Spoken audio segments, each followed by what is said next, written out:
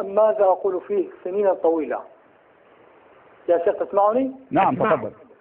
يا شيخ أنا سبب دخولي في مذهب أهل السنة والجماعة كنت أريد أن أتزوج امرأة، فذهبت إلى شيخ من شيوخ الشيعة وقلت له أني أريد أن أتزوج هذه المرأة.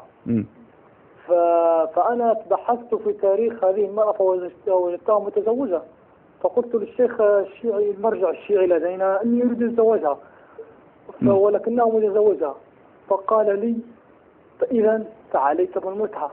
فقلت له وهي متزوجة أتمتع بها كيف؟ قال تمتع بها واستحم فإن كل نقطة ماء تنزل منك يستغفر لك 70,000 ملكا. أرأيت فرار يا شيخ؟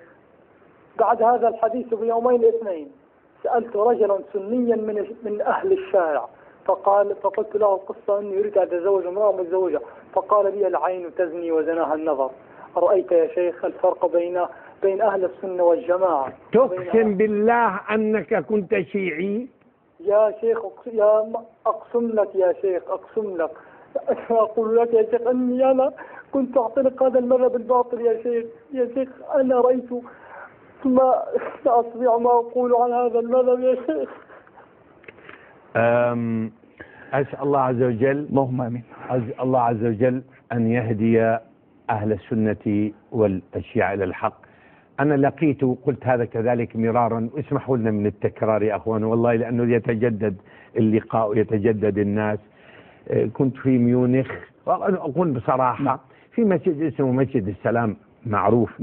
فكان أثناء المحاضرة حصل اضطراب في الإدارة، حصل اضطراب، فأنا حرصت فكتبت لهم أثناء المحاضرة إيش سر الاضطراب؟ قال انتبه هناك شيعة خافوا علي.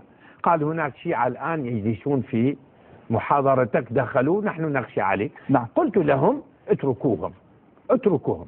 ثم بعد جئنا بهم هم وإذا بهم شيعة من العراق ذكرني هذا الحديث يسألون في مسائل الطلاق. فقلت لهم أنتم شيعة أم سنة؟ قال لا نحن شيعة. قلت لماذا لم ترجعوا إلى مرجعياتكم؟ لما رجعتوا إلى مرجعياتكم؟ وإذا المسألة عندهم قريبة من مثل هذه المسائل، مسائل خطيرة.